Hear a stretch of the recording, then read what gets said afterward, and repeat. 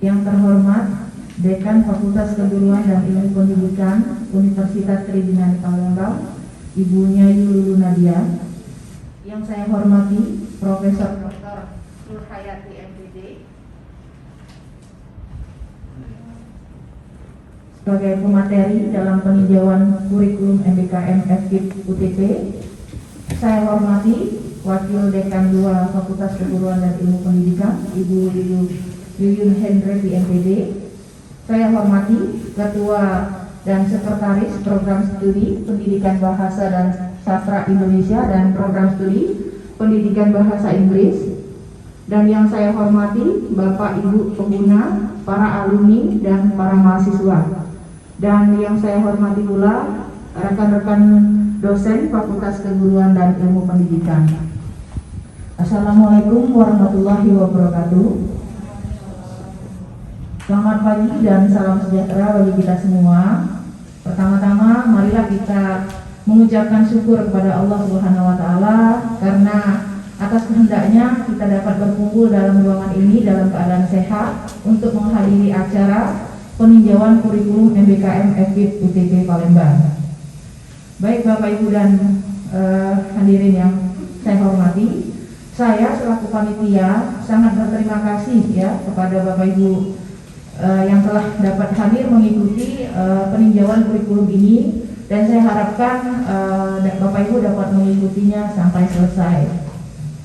Dan saya ucapkan terima kasih pula kepada Prof. Dr. Nur Hayati MPD yang telah memberikan waktu ya, karena saya tahu bahwa jam terbang Ibu sangat padat.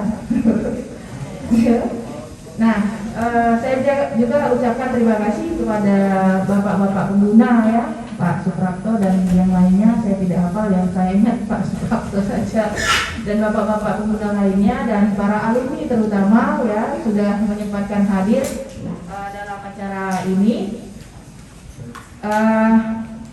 Baik, kurikulum merupakan suatu rencana atau pengaturan mengenai isi maupun bahan kajian, pembelajaran, serta cara menyampaikan penilaian dan digunakan sebagai pedoman dalam penyelenggaraan kegiatan belajar mengajar.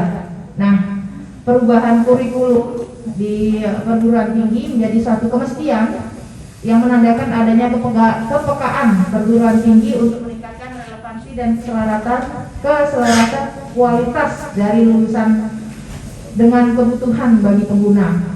Nah, perubahan kurikulum ini ya sangat cepat dan pesat ya di semua sektor kehidupan, terutama di dunia kerja, dan mendorong perguruan tinggi perlu membekali lulusannya dengan kemampuan beradaptasi dan kreativitas agar dapat mengikuti perubahan dan perkembangan yang begitu cepat tersebut. Nah, di sini pertimbangan kami terkait peninjauan kurikulum ini didasarkan pada kebijakan kurikulum MBKM itu sendiri ya, bahwa pada siaran persnya nomor 221 Inspres nomor 6 tahun 2000 tentang Merdeka Belajar, bahwa MBKM ini merupakan kebijakan Kementerian ya, Kementerian Pendidikan dan Kebudayaan yang bertujuan untuk mendorong mahasiswa untuk menguasai keilmuan yang digunakan dalam memasuki dunia kerja. Nah, untuk itulah kami mendasari bahwa kurikulum yang baru tersebut kami mengubah dan mengikuti menyelaraskan kurikulum MBKM itu sendiri. Nah, jadi kegiatan peninjauan kurikulum ini diharapkan dapat menghasilkan kesempurnaan bagi kurikulum MBKM yang sudah aktif buat sebelumnya.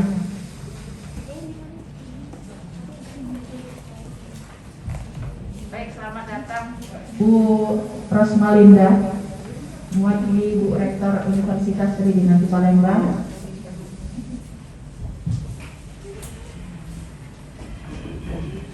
Baik, saya lanjutkan. Nah, acara kita hari ini sejalan dengan susunan acara bahwa kita laksanakan lebih kurang sampai dengan pukul 13 itu rencana. Namun nanti kemungkinan fleksibel saja.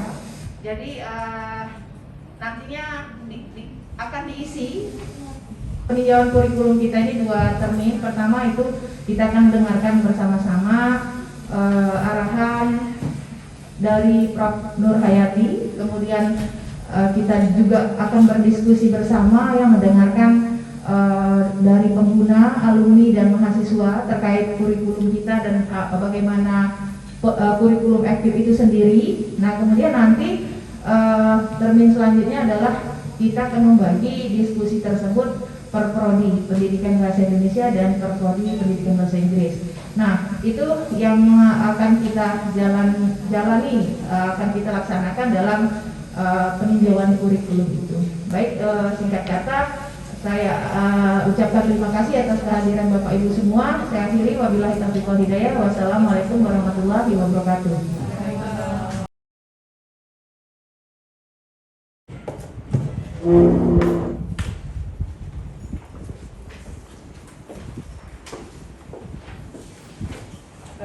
Baik, assalamualaikum warahmatullahi wabarakatuh.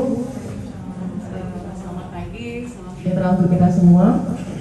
Yang terhormat Profesor Dr. Nur Hayati MPD selaku narasumber hari ini, dan yang terhormat Wakil Rektor 1 Ibu Dr. Rosmalina SPMT, yang terhormat Wakil Dekan 1 Ibu Dr. Nurningsi MPD, yang terhormat Wakil Dekan 2 Ibu Yuyun Handrati MPD, yang terhormat Ketua dan Slash Program Studi Pendidikan Bahasa Inggris, yang terhormat Ketua dan Slash Program Studi Pendidikan Bahasa Sastra Indonesia, yang terhormat Ketua dan Sekretaris Unit Penjamin Mutu Fakultas Guru Ilmu Pendidikan, dan tentunya yang saya sayangnya juga rekan-rekan dosen di lingkungan Fakultas Guru Ilmu Pendidikan, dan yang terhormat para tamu hari ini yang berkesempatan hadir dari pengguna maupun alumni, dan tentunya yang saya banggakan kan mahasiswa Fakultas Guru Ilmu Pendidikan Universitas di Palembang. Alhamdulillahirrahmanirrahim, puji syukur kepada Allah Subhanahu wa Ta'ala atas nikmat sehat yang diberikan kepada kita semua, sehingga kita dapat berkumpul di sini juga dalam keadaan sehat. Dan tentunya juga sholawat serta salam kita hadirkan kepada Nabi kita Muhammad SAW beserta para pengikut, keluarga dan sahabat yang dimuliakan. Pertama tentunya saya mengucapkan banyak terima kasih atas kesediaan dan waktu yang diberikan oleh narasumber yang hari ini bersedia hadir, dan tentunya juga terima kasih kami sampaikan juga kepada para pengguna maupun alumni yang pagi ini juga alhamdulillah berkesempatan hadir untuk memberikan sumbang saran atas kurikulum mungkin sebelumnya yang sudah atau bahkan bagaimana prospek yang sudah diberikan oleh lulusan kami. Dan tentunya mungkin kegiatan ini kami laksanakan sebenarnya dengan bahwa arus pendidikan yang semakin hari semakin bergerak cepat. Dan tentunya kami menyadari bahwa perubahan yang terjadi itu disesuaikan dengan kebutuhan yang ada di masyarakat saat ini. Dan tentunya Fakultas Guru Ilmu Pendidikan Universitas Trisakti Palembang tentunya ingin mensejajarkan diri dengan perubahan tersebut. Dan sebenarnya bahwa Merdeka Belajar Kampus Merdeka ini adalah wadah yang dapat dimanfaatkan oleh masyarakat maupun mahasiswa untuk saling bertukar pikiran maupun pengalaman. Karena mengingat hal yang ada di sekarang ini, kebutuhan tentang pasar ataupun kebutuhan yang sangat signifikan yang ada di masyarakat, dan kami harapkan dapat diperoleh dari lulusan kami.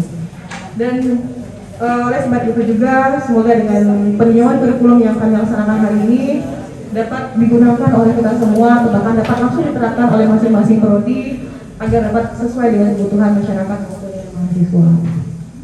Baiklah Bapak Ibu, semoga kegiatan kita hari ini dapat berjalan dengan lancar dan dapat sesuai dengan harapan kita, dan tentunya dapat kita serap dengan sebaik-baiknya apa yang sudah disampaikan oleh narasumber hari ini. Untuk hemat waktu, sama-sama kita melafazkan basmalah. Bismillahirrahmanirrahim. kegiatan hari Ini dibuka.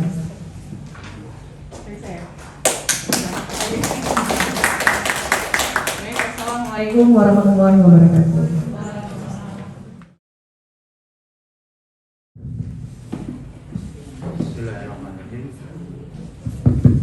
Assalamualaikum warahmatullahi wabarakatuh.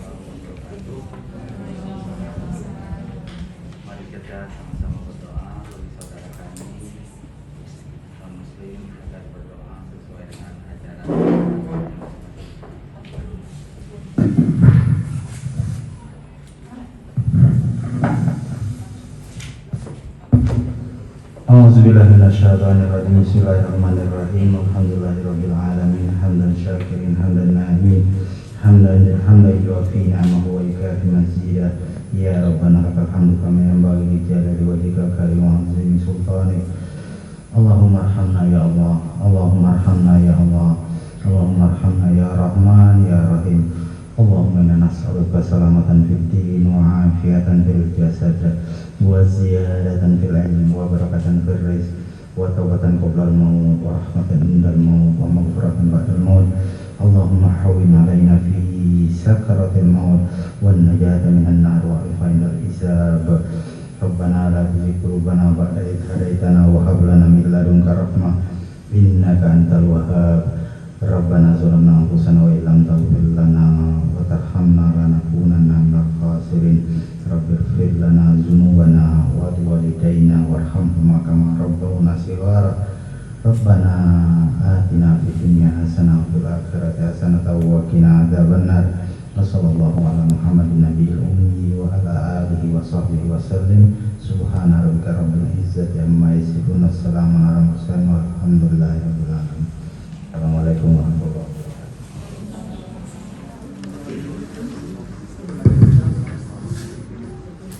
Assalamualaikum warahmatullahi wabarakatuh. Selamat datang kepada para user yang telah meluangkan waktunya untuk hadir di acara peninjauan kurikulum MBKM pada pagi hari ini. Selamat datang juga kepada para alumni yang telah tamat, telah lulus dari kampus dan kembali lagi dengan status bukan sebagai mahasiswa tapi sebagai alumni. Kemudian selamat datang juga kepada para dosen dan mahasiswa, dan yang teristimewa selamat datang kepada Guru Besar Universitas Sriwijaya Profesor Dr. Nur Hayati MPD. Dan terima kasih juga kehadirannya kepada Wakil Rektor 1 Bu Rosmalida. Terima kasih sudah hadir pada acara pada pagi hari ini. Acara kita pada pagi hari ini adalah peninjauan kurikulum Fakultas Keguruan dan Ilmu Pendidikan Universitas Tridunanti Palembang. Jadi peninjauan kurikulum ini dilakukan karena kurikulum yang berubah. Jadi sebelumnya kurikulum yang digunakan adalah kurikulum 2013. Dan setelah sekian lama kurikulum itu digunakan, maka perlu adanya perubahan. Seiring juga dengan perubahan yang diminta oleh Menteri Pendidikan kita, maka kita sekarang menggunakan kurikulum yang baru, yaitu kurikulum MBKM atau Merdeka Belajar Kampus Merdeka. Kurikulum ini sebenarnya sudah kita mulai terapkan pada tahun ajaran 2021-2022 pada semester ganjil yang lalu. Nah, karena sudah berjalan, jadi perlu adanya peninjauan. Apakah benar kurikulum yang sudah kami susun ini, atau harus ada perubahan-perubahannya? Karena itulah kami membutuhkan adanya ahli kurikulum, yaitu Prof. Nur Hayati. Kemudian kami juga memerlukan saran dan masukan dari user atau pengguna, karena kami harus melihat bagaimana kebutuhan pasar pekerja, apa yang dibutuhkan oleh para user untuk lulusan kami, agar ketika lulusan kami tamat dari kampus ini mereka dapat diterima di lingkungan pekerjaan nanti. Begitu juga dengan alumni, kami membutuhkan saran para alumni untuk melihat apa sih kira-kira yang kalian butuhkan ketika kalian sudah bekerja, dan apa yang ternyata tidak terlalu kalian butuhkan ketika kalian kuliah dan ketika kalian bekerja. Dan mahasiswa juga sama. Nah, sebelum kita masuk ke acara paparan pada pagi hari ini, saya akan membacakan sedikit biodata singkat dari Prof. Nur Hayati. Prof. Nur Hayati ini lahir pada tanggal 18 Juli 1962 dan dari institusinya adalah Universitas Sriwijaya. Beliau memang sering mengisi acara lokakarya untuk kurikulum. Jadi dari beberapa universitas dan beberapa dari universitas sendiri ada beberapa program studi yang beliau yang mengisi untuk peninjauan kurikulum ini. Untuk riwayat pendidikan, untuk pendidikan S1 pada tahun 1986, beliau berasal dari program studi pendidikan bahasa dan sastra Indonesia dari FKIP Universitas Sriwijaya, kemudian S2 pada program Pasca Sarjana IKIP Bandung pada tahun 1995 dan menyelesaikan S3 pada tahun 2009 pada program Pasca Sarjana Universitas Negeri Jakarta. Itu saja paparan singkat tentang biodata beliau. Mungkin nanti kita akan lebih mengenal beliau lagi karena ini adalah diskusi yang terbuka. Tapi sebelumnya kita mendengarkan dulu penyamaan persepsi. Beliau akan menjelaskan dulu apa itu MBKM biar semuanya sama dulu persepsinya. Baru kemudian kita akan melakukan diskusi. Dan kami meminta kepada user dan alumni dan mahasiswa juga untuk menyampaikan nanti pendapatnya. Untuk menghemat waktu kita mulai saja kepada Prof. Nur Hayati untuk menyampaikan materinya. Silakan Ibu.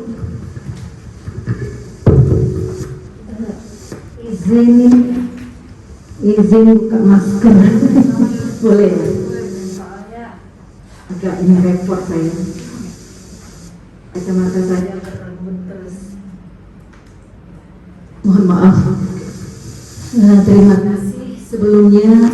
Ini memang agak ini ya, serupa darah di balik tirai antara ada dan tiada.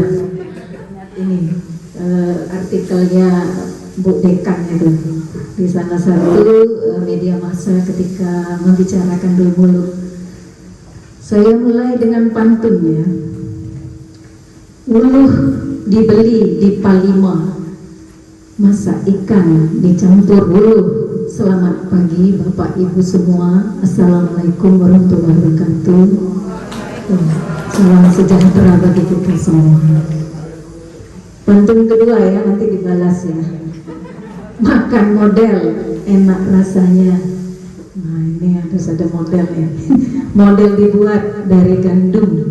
Semoga Bapak Ibu sehat semua. Mari bersama meninjau kurikulum. Jadi kalau bicara kurikulum ini bicaranya ini biasanya serius, formal begitu ya, karena ada berbagai komponen yang harus berkelindang membicarakan kurikulum, suatu hal atau faktor yang sangat krusial, sangat esensial bagi sebuah program studi, karena kurikulum inilah landasan utama nanti. Jadi kalau orang bicara alumni mano, alumni ini, nah nanti apa yang dipelajarinya, gitu ya, itu bersangkutan dengan kurikulum, bersangkutan dengan bahan kajian. Tapi sekarang kita membicarakan banyak hal yang berkaitan dengan satu kata, yakni kurikulum. Bapak Ibu, tapi mudah-mudahan suasananya cair gitu ya, karena ada pengguna di sini, ada alumni ya. Pengguna ini bisa jadi ya kalau kita ajak terlalu formal begitu ya, kasihan ya Pak ya. Ini ada dua user pengguna, ini pengguna juga ya, 3 ya Bapak-bapak. Mudah-mudahan pengguna juga dapat mengikuti hal-hal yang dibicarakan. Tapi sebenarnya saya ingin membuka cakrawala dulu ya.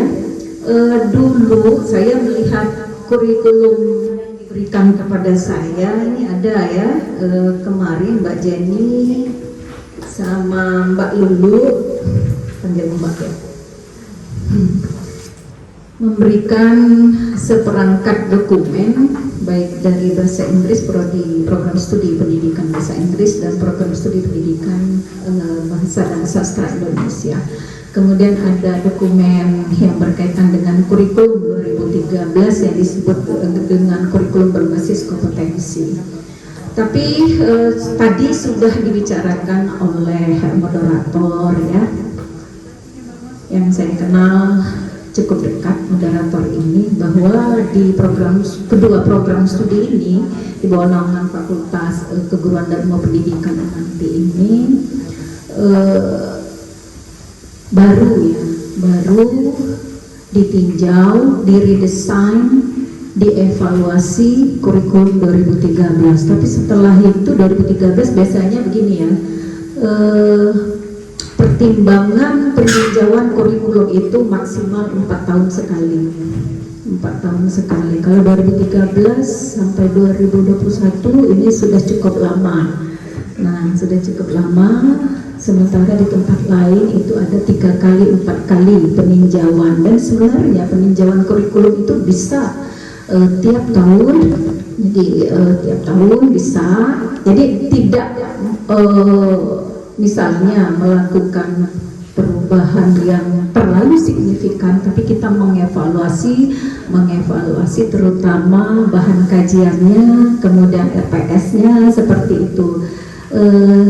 Itu yang dilakukan di berbagai tempat. Jadi nanti mudah-mudahan dengan adanya diskusi kita pada hari ini, kurikulum ini terus dilakukan peninjauan, terus dilakukan evaluasi dengan mengajak berbagai komponen pemangku kepentingan, baik pemangku kepentingan internal maupun pemangku kepentingan eksternal.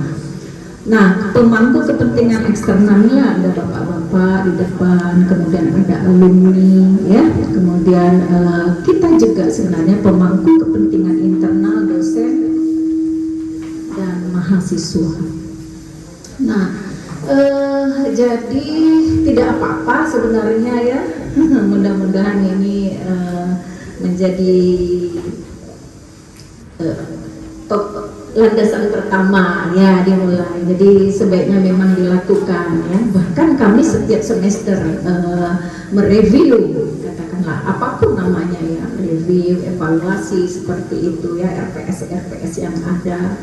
Kami mengubahnya, bahkan saya mengubah RPS atau CPL mata kuliah evaluasi, karena ternyata sekarang ini ada AKM, assessment, kompetensi minimum, tapi harusnya minimal ya, jadi AKM. Saya merombak total isu-isu yang ada di RPS. Jadi demikian ininya, kita harus mengikuti perkembangan, nah baik perkembangan sosiologis, perkembangan filosofis, kita sudah mengetahui itu ya, kemudian terutama perkembangan teknologi dan informasi, dan terutama perkembangan atau yang kita sebut dengan analisis kebutuhan, siapa yang membutuhkan, nah itu. Nah, user yang membutuhkan, masyarakat yang membutuhkan, nah itu kita tanya. Jadi memang saya kurang paham juga bagaimana ini jadinya digunakan, lalu diminta pendapat. Tapi sebelum digunakan, apakah ada penyusunannya itu?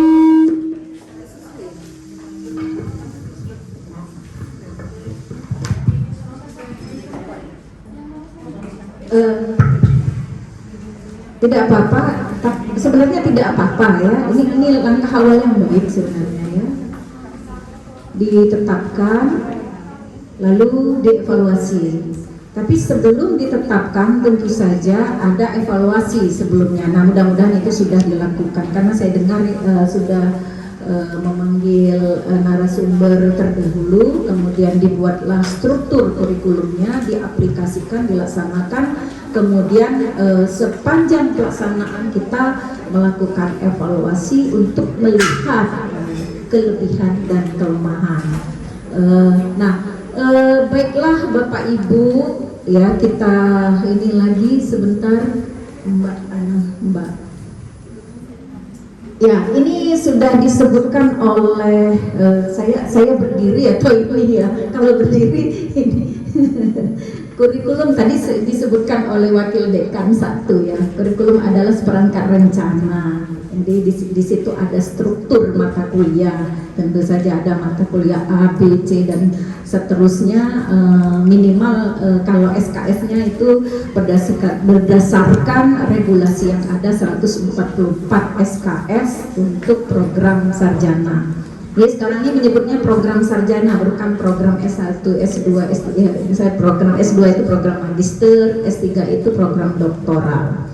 Nah, seperangkat rencana, jadi di dalamnya ada struktur mata kuliah, ada CPL. Nah, ini CPL ini karena sekarang ini kita kan berbasis capaian, berbasis outcome. Jadi ada outcome based education, OBE. Nah, itu nanti jangan sampai kita tidak tahu OBE. Nah, kalau kita bicara CPL berarti kita sudah membicarakan pendidikan berbasis capaian. Jadi outcome based education, nanti ada outcome based curriculum. Jadi kurikulum berdasarkan outcome atau capaian-capaian. Nah, CPL inilah yang harus kita maknai nanti dasar dari MBKM. Jadi MBKM itu di seluruh Indonesia yang pertama dilihat adalah CPL-CPL-nya. CPL-nya ini enggak ya. Nah, lihat CPL-nya dan deskripsi mata kuliah. Oleh sebab itu nanti berkaitan dengan MBKM, jadi mahasiswa kita mau mengambil mata kuliah apa, lihat CPL-nya, lihat deskripsi mata kuliahnya, lihat CPMK-nya, lihat sub-sub CPMK-nya, berkesesuaian atau tidak. Nah, tidak boleh izinkan apabila ini ya, nganar-nganar mahasiswa ini mau ngambil apa gitu.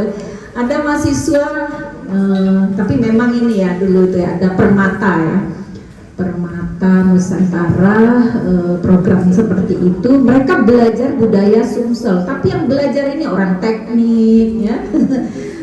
Tapi tidak saya temukan kedokteran seluruh Indonesia. Saya terkejut, kaget saya mengajarkan budaya ini Sumsel, terutama Dulmuluk ya, karena saya meneliti Dulmuluk dari tahun 2012 sampai sekarang ini. Nah, kaget saya dari kelautan, dari peternakan, seperti itu Bapak. Jadi mereka belajar Dulmuluk. Loh, kata saya ini luar biasa ini. Nah, saking merdekanya, jadi mereka dapat belajar apa saja. Nah, ini hati-hati nih ya.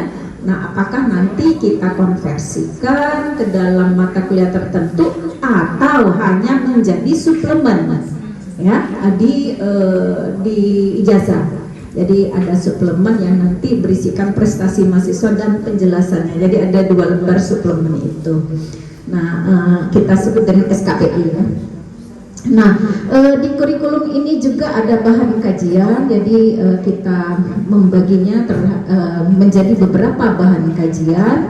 Kemudian ada proses, tentu saja ada delivery system atau sistem penyampaian. Kalau sekarang ini sistemnya daring, bisa jadi nanti luring atau kita sebut dengan bauran ya, proses pembelajaran yang menggabungkan antara daring itu mungkin bapak-bapak ini ya, kalau pakai Zoom begitu ya, pakai Google Meet, kemudian pakai e-learning masing-masing perguruan tinggi di website masing-masing, bisa jadi seperti itu kalau sudah ada gitu ya. Kalau memungkinkan menggunakan B3B ya, B3 Big Blue Button seperti itu, lalu bisa berkomunikasi dengan mahasiswa dan separuh mahasiswanya itu ada di rumah karena mereka berjauhan berkat dari MBKM. Bisa jadi kan seperti mata kuliah kami, mata kuliah saya penyuntingan itu ada dari UNESA, ada dari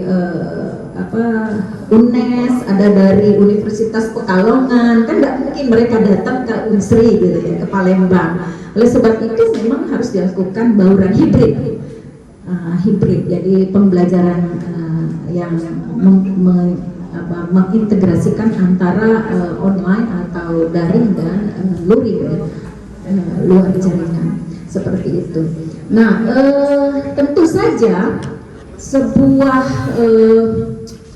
CPL, CPMK, sub-sub CPMK itu harus dievaluasi. Nah, sampai sejauh mana mahasiswa kita atau peserta didik memperoleh CPNK, terutama dengan sub-sub CPNK-nya. Nah, kalau kita lihat nanti RPS ya, rencana yang kita buat, saya sudah melihat ada 2 RPS yang dimasukkan oleh teman-teman baik bahasa Inggris maupun bahasa Indonesia. Saya lihat formatnya bagus gitu ya, mengikuti format yang ada di pedoman pengembangan kurikulum yang dikeluarkan oleh Dikjendikti, dalam hal ini Belmawa, seperti itu. Bagus, jadi sudah ada bobot-bobot setiap sub-sub CPNK sampai dia mencapai 100% dalam hal pencapaian CPNK.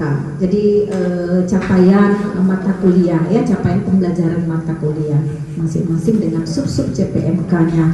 Nah, tentu saja hal ini sudah biasa kita ya. Kalau orang pendidikan itu biasa seperti ini ya, nggak ada hal yang ini. Tapi sekarang kita diingatkan bahwa kurikulum yang berbasis capaian ini, outcome based education atau kurikulum yang berbasis capaian pembelajaran ini betul-betul harus kita lihat sejauh mana mahasiswa kita dapat mencapainya dengan metode pembelajaran. Jadi ada berbagai metode pembelajaran seperti tutorial, diskusi kelompok, kemudian berbasis kasus, berbasis proyek ya, dan sebagainya. Nah, itu harus kita betul-betul kita laksanakan. Jadi bukan hanya RPS itu, kalau dulu kan kita ya penting ngumpul gitu ya. Betul-betul sekarang ini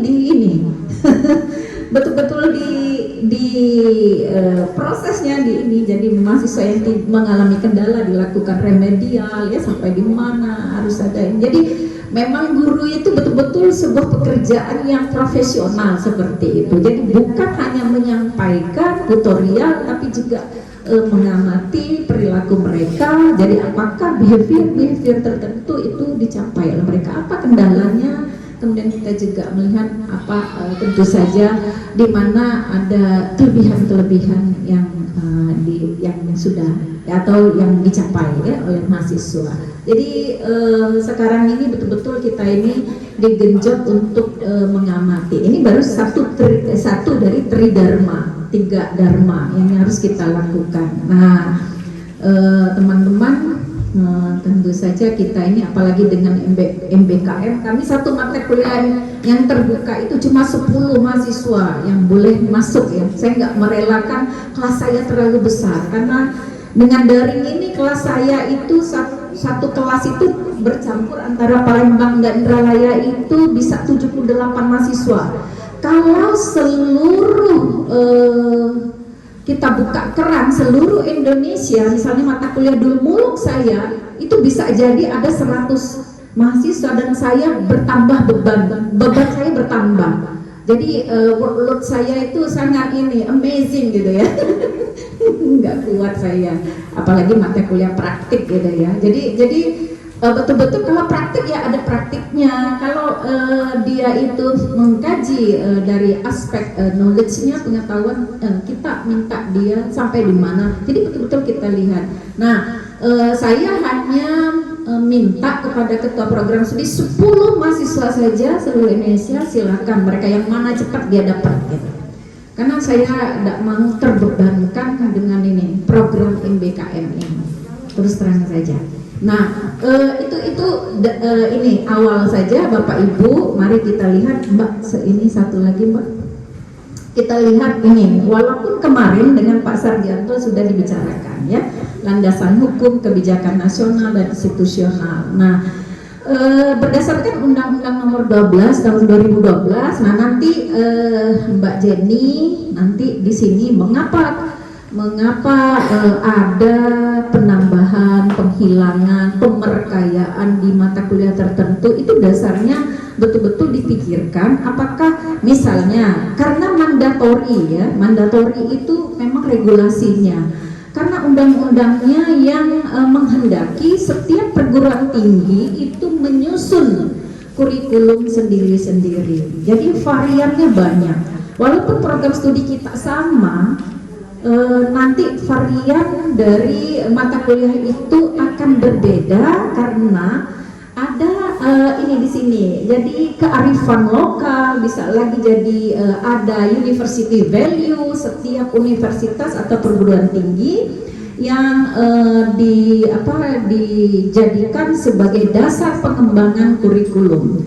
Jadi misalnya ya, suami saya teknik mesin Unsri, beda dengan teknik mesin di UI, teknik mesin di ITS itu ya. Jadi mata kuliahnya akan berbeda karena perguruan tinggi diberi kepercayaan untuk mengembangkan kurikulumnya masing-masing berdasarkan, tentu saja berdasarkan apa? Tadi pertama pemangku kepentingan internal. Jadi apa keinginan mahasiswa itu ditanya, mahasiswa kamu mau apa? Saya ladeni. Nah, tapi tetap dalam koridor yang benar gitu ya. Ada on the track lah seperti itu. Kemudian dosen berdasarkan pemahamannya. Kemudian kita tanya juga user seperti ini, bapak-bapak yang ada di depan. User itu tentu saja pengguna. Kalau kita ini kan pendidikan, pastinya user yang pertama ialah dinas pendidikan, ya, kepala sekolah. Nah, sudah ditanya belum? Bapak-bapak, ibu-ibu mau apa? Kami sekarang mau meredesain kurikulum kami. Bapak Ibu perlu bahan kajian apa sehingga kami nanti bisa membentuk mata kuliah berdasarkan bahan kajian itu. Nah, lalu perkembangan sosial, perkembangan regulasi, perkembangan ipteks, ya, perkembangan ilmu pengetahuan teknologi. Nah, di sini kan ada apa ini? Ini tadi. Nah, di sini ya ada revolusi industri 4.0, malah sekarang society 5.0 ya. Di sini ya, dan perkembangannya luar biasa. Ada kecakapan di abad 21 yang harus ini, yang HOTS ini, 4 HOTS, higher order thinking skill. Nah, sekarang ini pun di tingkat pendidikan dasar dan menengah, HOTS ini lagi tren, lagi isu yang sangat penting ya, lagi trending topik lah, HOTS. Jadi tidak akan ada pertanyaan, misalnya ada teks siapa yang namanya disebutkan di dalam teks, tidak akan ada lagi karena itu tidak HOTS ya, tidak HOTS. Tapi mengapa, bagaimana itu HOTS, bagaimana kelanjutannya, atau bagaimana menurut Anda berdasarkan pengalaman individualnya, judgement dia terhadap isu tertentu. Nah, bagaimana ada dua buah teks, ada kontra, ada ini minum susu bagus, ada satu lagi minum susu tidak bagus, terutama bagi perempuan akan memicu osteoporosis. Kemudian yang satu ini berdasarkan kajian keilmiahan, data empiris, minum susu itu bagus. Nah, ada dua teks yang berseliweran di dunia maya. Nah, bagaimana peserta didik mengambil kesimpulan terhadap dua teks yang kontras tersebut? Kan banyak hoax atau hoax ya. Nah, sekarang ini bagaimana mensikapi hoax yang ada? Jangan sampai langsung percaya begitu saja. Nah, keterampilan abad 21 yang kita lihat di sini ini harus juga kita akomodasi di dalam kalau tidak di dalam mata kuliah, paling tidak di dalam bahan kajian yang kita breakdown menjadi materi yang ada di dalam sebuah mata kuliah untuk mewadahinya. Nah, itu Bapak Ibu ya. Kemudian ini nggak kebaca ya, kecil ya. Nah, apakah di Tri nanti punya ini nilai-nilai university? Jadi ada seperti kalau di Unsri juga sampai saat ini belum punya. Saya termasuk anggota Senat Unsri lagi terus membicarakan apa nilai-nilai university kita, universitas. Jadi misalnya di Universitas Negeri Malang itu learning university. Jadi universitasnya belajar terus ya sepanjang hayat. Jadi learning university, ada universitas yang dengan nilai-nilai sendiri yang dipastikan itu menjadi merek mereka atau tren mereka, apa ya, katakanlah ya, branding mereka seperti itu. Nah, tentu saja kurikulum, karena kita lihat ini ada pertama kan visi ya, visi, misi. Saya juga, tapi nanti misi ini terutama ya, misi yang sedemikian banyak itu hati-hati. Tujuan yang sekian banyak juga hati-hati. Nanti bukan sekedar misi, tujuan begitu saja diambil atau disusun, tapi kita harus memikirkan nanti apakah strategi-strategi di dalam program kerja, baik program kerja jangka panjang 25 tahun, 30 tahun, jangka pendek 5 tahun, kemudian program kerja tahunan, itu nanti akan mencapai visi misi dan tujuan serta sasaran. Nah, tapi ini minus sasaran di sini. Sasaran nanti kan ada strategi-strategi untuk mencapai sasaran, tujuan, kemudian visi, kemudian misi. Misi itu kan yang utamanya. Nah, itu tentu saja. Nah, Pak Bu Wakil Rektor di bidang akademik tentu lebih tahu ini. Nanti turunan dari visi universitas, kemudian menjadi visi fakultas, menjadi visi program studi, itu betul-betul dipikirkan. Nah, kadang kala kita sulit memposisikan. Jadi begini, universitas kita sudah mau landingnya ke ini internasional, sementara fakultas ini baru.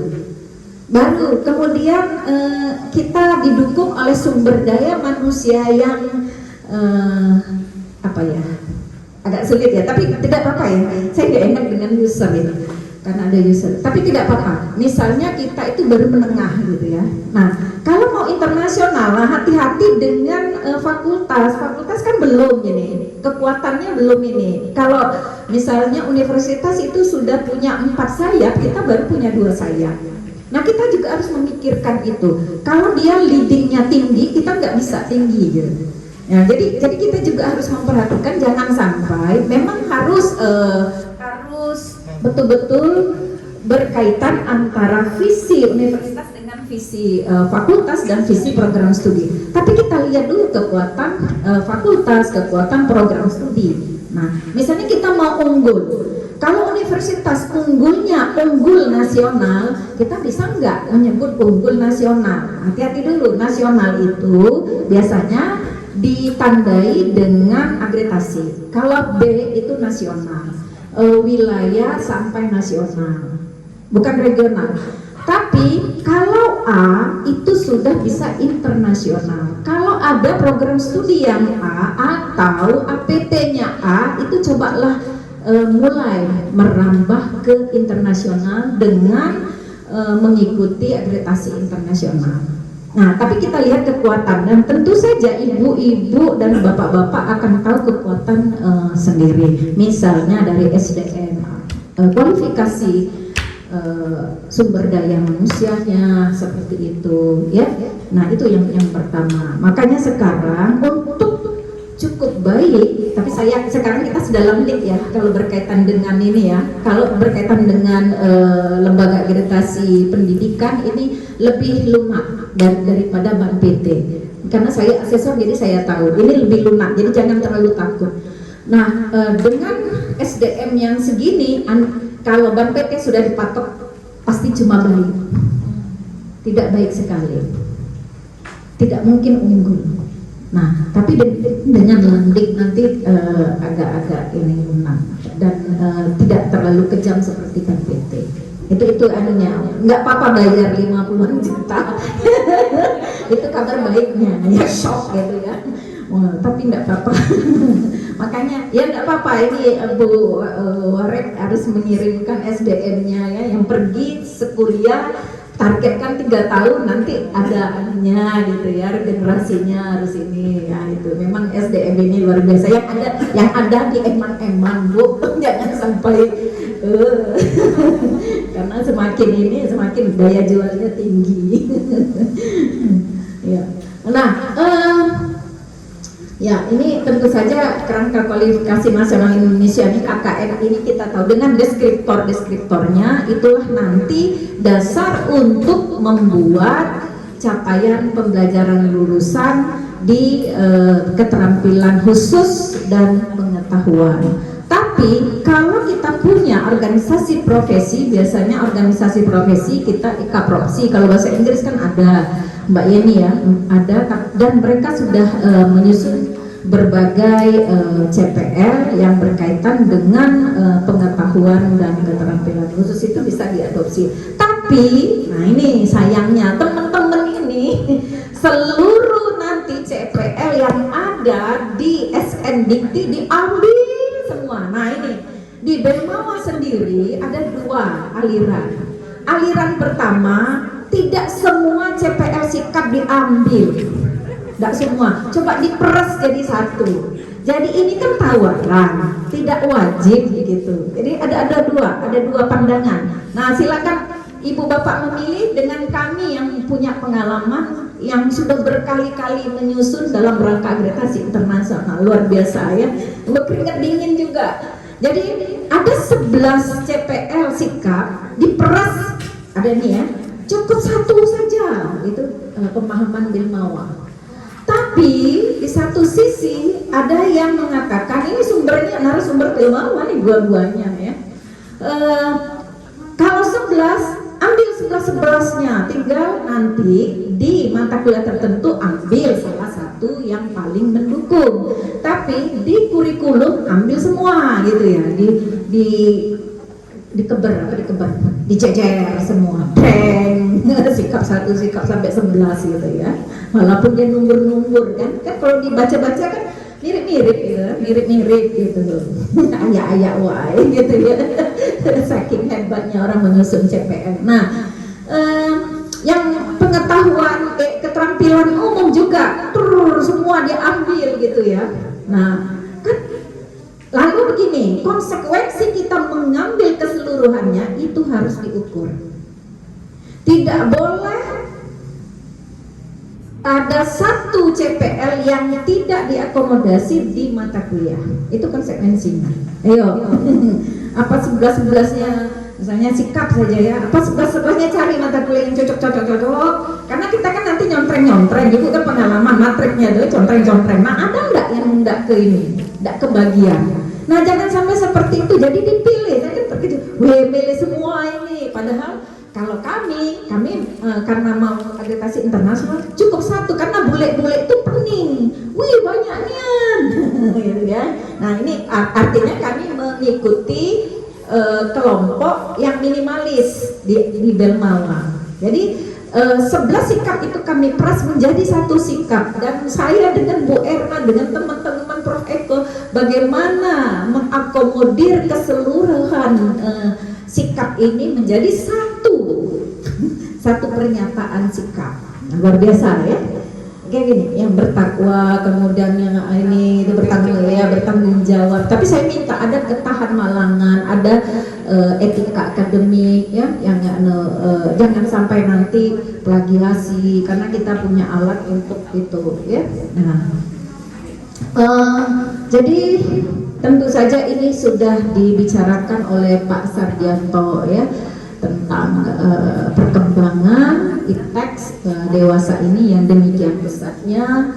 Kemudian segala sesuatu, mahasiswa kita sekarang mahasiswa yang milenial bahkan generasi Z, bukan milenial lagi, generasi Z, umurnya 18, 19, itu lahir tahun 2000-an. Lahir tahun berapa? 2000-an. Kalau kita bicara 1990, wow, generasi babe gue katanya.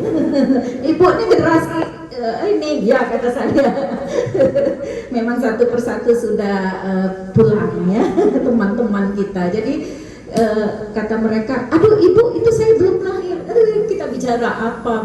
Sekarang ini melek mata serba internet, makanya disebut dengan IoT ya, Internet of Things, Big Data. Sekali klik semua tahu Nur Hayati Bizi, wow siapa dia ini, hati-hati ya. Nanti jejak langkah Anda terekam di dunia maya, nggak bisa dihapus, masih ada. Coba ganti HP baru yang lama-lama itu muncul lagi, padahal sudah kita hapus trace ya, dibuang ke bak sampah itu masih ada muncul. Waduh, kata saya ini luar biasa. Jadi jejak langkah digital itu tetap tersedia di awan. Hati-hati, wah tahu semua ya. Nah itu. Tolong Mbak satu lagi terus. Oke. Waduh, nggak kebaca di sini. Nah, kalau kita sudah belajar tentang desain pembelajaran dari Dick Carey, dia ini mengadopsi dari Dick Carey ya, di Bermawan pendidikan tinggi mengadopsi. Ada langkah pertama analisis. Nah inilah yang kita sebut sebenarnya dengan analisis kebutuhan. Ditanya usernya ya, bagaimana maunya. Alumni ditanya, kami kemarin kan Bu Dekan, bagaimana maunya Mbak Lulu gitu ya, Bu Nurul ditanya ya. Kemudian alumni yang lain kita undang beramai-ramai, oh pengen ini. Nah kita harus mencatat itu. Nah nanti di agregasi itu poin-poin itu harus kita kembangkan menjadi sebuah laporan utuh, mekanisme redesign atau evaluasi atau peninjauan kurikulum itu harus dicantumkan. Pendapat mereka seperti apa, siapa yang diundang, tanggal berapa sebagai bukti bahwa kita memang betul-betul melakukan itu. Nah pengguna juga kita tanya, apa maunya, apa kurangnya. Oh kurangnya ini. Kalau bahasa Indonesia cengkila bahasa Inggris gitu ya. Makanya ada yang meladeninya dengan mungkin kursus bahasa Inggris atau mata kuliah tertentu yang mewadahi itu seperti itu ya. Ada ya kurang ini yang lama-lama itu ya, digitalnya kurang gitu ya. Kalau anak sekarang buat dong Google Form, kita kan tinggal nyuruh, mereka sudah langsung keluar datanya, keluar ininya, hasilnya. Kalau kita masih mikirnya ya, kemudian tolong dong ini buat YouTube segala macam. Nah itu pembelajaran melalui YouTube. Nah itu yang kurangnya pasti dua itu kalau bahasa Indonesia. Kalau bahasa Inggris nggak tahu saya apa kurangnya. Nggak mungkin lah bahasa Inggris kurang bahasa Inggris gitu, ngajarnya pakai bahasa Palembang, nggak mungkin ya. Tapi bisa jadi ya, orang lulusan bahasa Inggris kok nggak Inggris gitu. Nah ya itu ya, bisa jadi kurang gitu ya, kurang dalam aspek ininya, speakingnya bisa jadi, atau writingnya ternyata publikasinya kurang untuk publikasi internasional seperti itu. Nah artinya kita harus menampung semua ini keluhan dan unek-unek dan harapan mereka. Berarti ada kesenjangan di situ. Artinya apa? Outcome kita itu belum sejalan. Nah, itulah yang disebut dengan outcome based education. Kita tanya, jangan bertanya kepada diri sendiri, tidak mungkin bertanya kepada diri sendiri pasti saya the best, saya sudah melakukan ini. Tanya kepada orang lain ya yang menggunakannya. Ibarat ini kalau anak saya itu memang orang maaf ya yang bekerja di luar negeri itu nggak ada skillnya.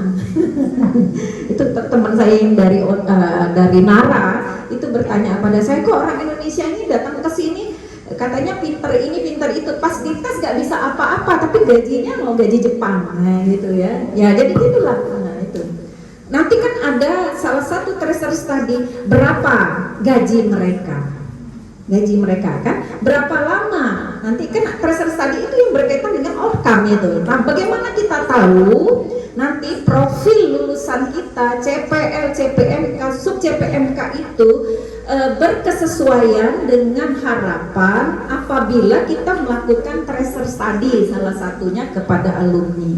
Ditanya alumninya, saya ini loncat-loncat deh ngomong, berapa lama dia mendapatkan pekerjaannya itu di tingkat level lokal kemudian level level provinsi, level nasional atau internasional. Lalu gajinya, ya, nah gajinya ditanya, ya. Lalu harapan mereka buat nanti angket research study berdasarkan yang ada di Kementerian Bank PT yang diadopsi oleh Bank PT dan ditambah dengan keperluan kita sendiri sehingga kita tahu. Nah, jadi jejak jadi kita itu meladeni sampai purna jual gitu ya. Ada purna jual ya. Kalau Toyota itu kan kita di ini, Bu, ininya sudah kilometer sekian ganti, ini apa keluhannya gitu kan. Nah, alumni juga kita ini. Jadi kita kita beri wadah, mereka saling memberi informasi dan kita mendapatkan informasi dari mereka. Nah, itu jangan sampai hilang mereka tamat mereka hilang juga jejaknya, jangan sampai seperti itu. Nah, kemudian yang desainnya. Nah, Ibu Bapak sudah sampai mana ya desain? Sekarang desain sudah selesai, katanya sudah dipakai, berarti implementation. Padahal setelah desain, jadi merancang draftnya, kita mengembangkan dengan memasukkannya ini ya, CPMK tadi ya capaian pembelajaran mata kuliah, sub-subnya. Jadi setiap isu atau katakanlah materi ya, kalau zaman dulu kita menyebutnya materi, padahal harusnya CPMK dulu, sub CPMK. Nanti satu CPMK nanti ada sub-subnya ya. Nah, nanti kita lihat mata kuliah tertentu, nanti lebih diskusi lebih mendalam. Nah, ini belajarnya pakai apa? Oke lah, case study, studi kasus, atau project. Berdasarkan project, misalnya kita meminta mereka mengerjakan sesuatu, itu project, ya. Project based learning. Kemudian bagaimana mengukurnya, lalu pembentukan MK dengan bobot SKS-nya, lalu kita menyusun matrik kurikulumnya. Ini sudah selesai nih, merancang pembelajaran, menyusun RPS kan sudah ada, bahkan sudah diimplementasikan atau dilaksanakan. Nah, sekarang Ibu Bapak sampai ke sini melakukan evaluasi. Ya, tidak apa-apa. Nah, sekarang mengevaluasi bagaimana apakah tercapai, terutama CPMK dan sub-sub CPMK, lalu berkelindan bersama-sama untuk mencapai CPL. Baik CPL sikap, memang kalau CPL kan lebih besar ya, makro ya.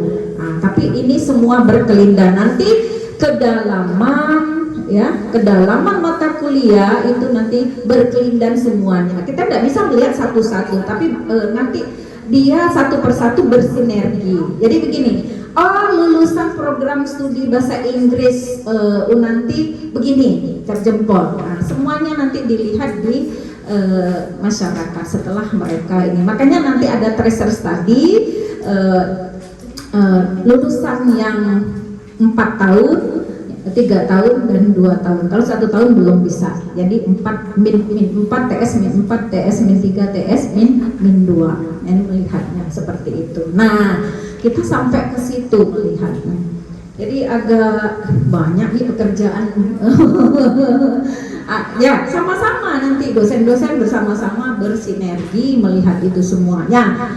Bapak-bapak user, jadi kami di perguruan tinggi itu harus memikirkan juga seperti itu. Kami memikirkan seperti itu. Tapi nanti di masyarakat ada saja yang ngeles. Nah, itu ada film Forgive Me. Forgive Me. Pasti ada yang ini ya. Terus jadi kita tuh selalu continuous ya, berkesinambungan. Oke. Nah, tahapan pengembangan penyusunan dokumen, tentu saja kita sudah melakukan ini, ada profil lulusan. Nah, saya melihat profil lulusan ini banyak.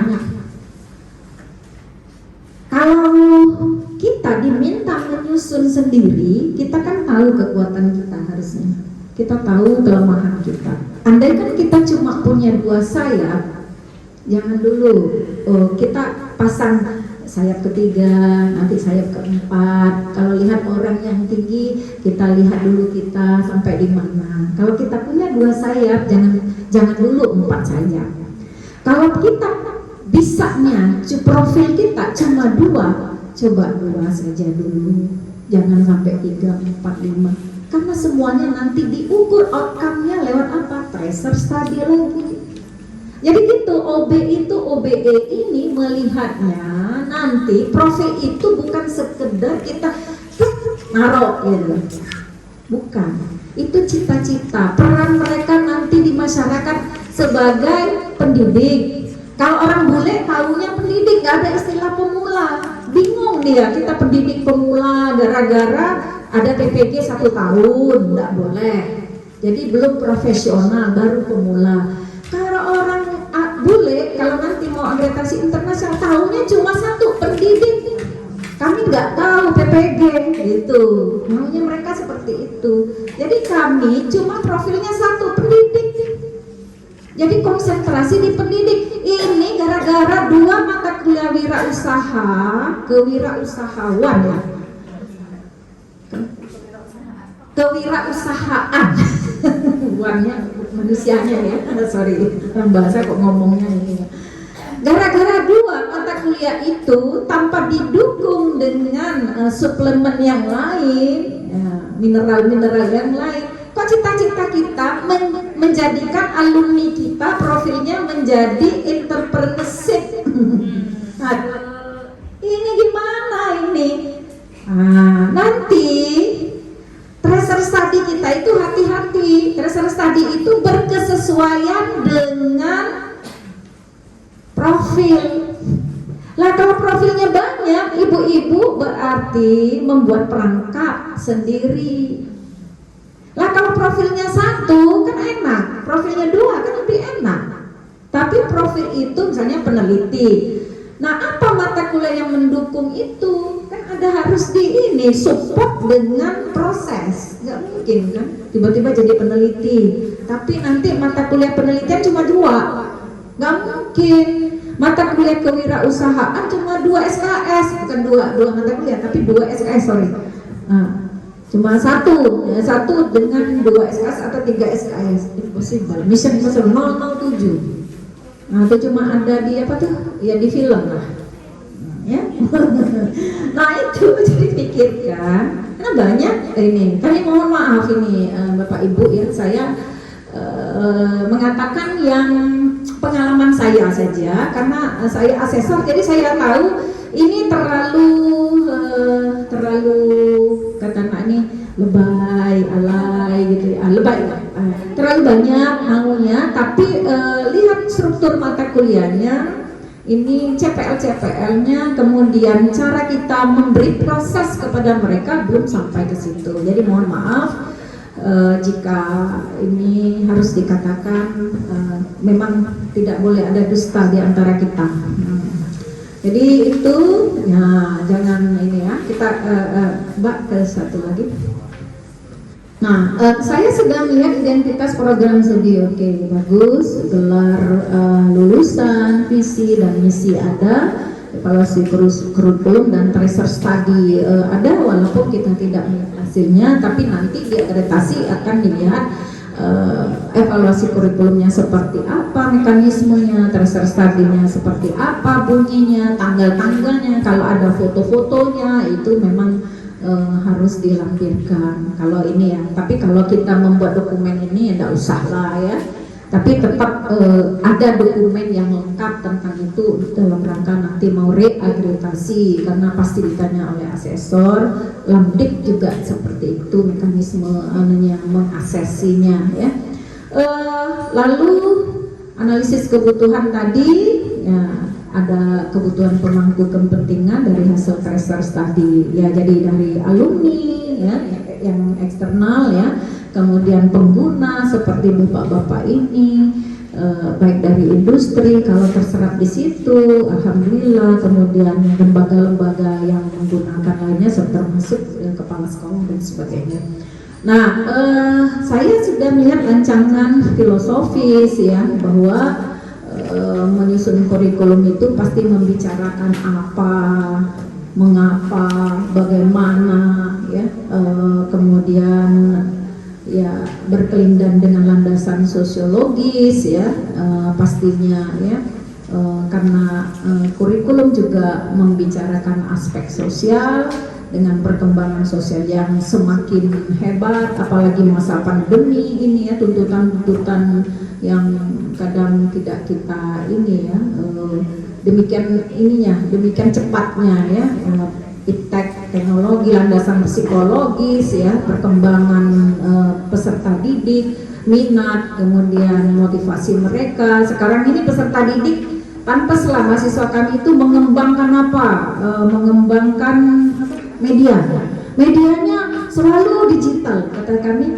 Oh, jadi sekarang medianya ini ya YouTube apa gitu, aplikasi. Pasti peserta didik sekarang senang yang begini, Bu, yang visual. Nah, kalau kita dulu kan buku, ya. Sekarang ini peserta didik nggak baca buku lagi. Pada buku. Jadi kita itu membuat perangkat-perangkat atau bahan ajar yang semuanya serba digital, gitu ya, yang menarik, penuh warna. Kan mirip-mirip anak TK seperti itu, ya. Yang ada proses bermainnya, ngajak apa gitu, ya, bergeraknya, waduh luar biasa. Nah itu harus diikuti gitu, ya. Ternyata generasi sekarang ini generasi yang seperti itu, berbeda dengan kita. Kita dulu baca buku sampai hafal halaman demi halaman, dan kita mengutip kalimat-kalimat buku itu sangat ini, ya. Nah, sekarang tidak lagi. Buku apa yang Anda punya? Tapi dari mana? Atta Halilintar tahu ini, ya. Kita belum tahu apa mereka sudah tahu, karena mereka cepat sekali. Nah, jadi itulah landasan yuridis tentu saja karena regulasi yang selalu berubah. Oleh sebab itu memang sekarang MBKM sebentar lagi ini lagi memang berkesesuaian dengan perkembangan teknologi dan sebagainya, sehingga secara yuridis ini berini. SNDikti saja 2014, 2015, 2020 yang terakhir tolong dibaca betul-betul, ya, karena itu berkaitan dengan standar nasional terhadap sarana prasarana, tentu saja pendidikan, kemudian penelitian, pengabdian, wah luar biasa pokoknya. Ya, jadi dosen itu seperti itulah, ya. Makanya gajinya sen. Rumusan visi misi, strategi, ya. Nah, yang ini mini strategi, ya, ada university value-nya. Oke. Saya melihat yang CPL sudah saya ini tadi, ya, keterampilan umum diadopsi dari SNDikti semuanya. Kemudian ada SCPL yang berkaitan pengetahuan, keterampilan, ada penetapan bahan kajian, ya, pembentukan mata kuliah. Cuma nanti saya lihat gini, ya, buatlah coba seperti ini, ya, ada game chat, ya, game chat ini coba Mbak lihat ini game chat kita yang warna-warni, coba buat seperti ini biar enak dilihat. Tapi nanti MBKM nanti sebentar, nanti game chat ada di situ nomor berapa slide 21, ya. Bisa nggak lihat? Nih, enggak yang warna-warni tadi, yang di kotak, ya. Nah, enggak muncul yang ininya, ya. Oh, dapat. Ya, kita lihat ini, ya. Jadi struktur kurikulum itu disusun dengan bagan cat. Sehingga mudah dibaca. Kemudian Mbak di sini, Mbak Jenny dan teman-teman, Mbak ini nih kurikulum mandatori itu 4 mata kuliah, 2 masing-masingnya 8 SKS wajib itu. Nah, kalau tidak ada, tolong diisi karena berbahaya. Dilihat di feeder dikti nanti ketahuan. Jadi mata kuliah agama, mata kuliah Pancasila, kewarganegaraan, bahasa Indonesia, mata kuliah wajib. Bahkan program studi bahasa Indonesia memasukkan mata kuliah bahasa Indonesia karena mandat. Undang-undang 2012 tahun 2012. Di SNDT juga diadopsi lagi 4 mata kuliah itu. Tapi minus bahasa Inggris ya. Nah, kalau dulu kan ada bahasa Inggris, sekarang enggak. 4 mata kuliah yang kita sebut dengan MPK, mata kuliah pengembangan kepribadian, ya. Nah, jadi 4 mata kuliah itu harus ada. Jadi ini enggak terbaca ya, tapi di sini kita terbaca ya, enggak repot ya. Terbaca enggak baca? Enggak, iya. Aduh, ambil ini. Jadi pendidik agama, Pancasila, kewarganegaraan dan bahasa Indonesia. Nah, ini nyusunnya ke sini. Ini nyusunnya ke sini, semester 1. Semester 1 20 kredit. Kan 20 kredit. Nah, jadi enak ke bawah ini ya 1 2 3 4 5 6 7 boleh selesai mereka. 3,6 bulan. Ya, bulan selesai. Tapi jangan sampai kurang lebih cepat dari itu ya. Karena 7 semester. Supaya ndak ini ngempetlah sedikit 3,7 bulan ya, hati-hati. Nah, ini jadi kita tahu, oh gini kan enak lihatnya ya. Buat seperti ini. Nanti di sini mata kuliah universitas MPK tadi. Yang kuning mata kuliah fakultas ya. Nah, kemudian ada mata kuliah program studi ya, ada mata kuliah pilihan, yang hijau-hijau ini mata kuliah pilihan. Jadi kita tahu cepat lihatnya ya. Kalau disusun pakai tabel repot mata saya melihatnya. Nah, itu untuk ini karena saya diminta juga melihat dan melakukan evaluasi. Saya terpikir oh ini seperti ini ya sebaiknya. Tapi sebelumnya buat seperti ini. Nah, ini ke atas. Nah, ini ya. Ini karakter building ini. Nah, ini yang mata kuliah kata kita nasional ya, mandat tadi ya. Karena memang itu regulasi undang-undang. Jadi 8 kredit. Ini bahasa Inggris, bahasa Indonesia sama harus ada. Nah, ini mata kuliah fakultas. Jadi kita ada 11. Jadi kelihatan nih semua. Nah, ini 144. Kita ngambil minimal. Kalau mau lebih tidak apa-apa, tapi jangan banyak lebihnya. Kasihan mahasiswa karena nanti masa studi. Karena salah satu IKU yang dituntut kan masa studi juga, IPK juga, gitu ya. Nah, masa studi juga dipikirkan. Tolong nanti IKU-nya Bu Rektor. Kasihan Bu Rektornya terbirit-birit dengan IKU masa studi. Nanti ada IPK ya, keberhasilan, persentase keberhasilan program gitu ya. Nanti berapa orang misalnya diterima 100 tiba-tiba lulus pada kan maksimal 7 tahun tiba-tiba cuma 50 gitu ya, kan banyak yang putus di jalan. Nah, itu berarti kita tidak berhasil dalam keberhasilan studi mereka ya. Nah, kasihan nanti. Jadi sebenarnya tidak apa-apa 1-2 berguguran, tidak apa-apa, asal jangan setengahnya. Wow, 30% juga sudah kuning gitu ya. Nah, itu kira-kira. Nah, nanti dibuat lagi nih mata kuliah pedagogisnya kan ada kita ya. Nah, kemudian ini mata kuliah pilihan ya. Nah, 15 dari ini berarti ditawarkan 45 di bahasa Inggris, wajib diambil 15 untuk memenuhi 144 SKS. Nah, ini yang ini. Kita kembali lagi ke MBKM. Nah, MBKM ya. Nah, MBKM ini kan sesuatu. Tapi nggak usah repot-repot. Ada berbagai program dari pemerintah. Ikut saja, mahasiswa lebih pintar kok nyari-nyari.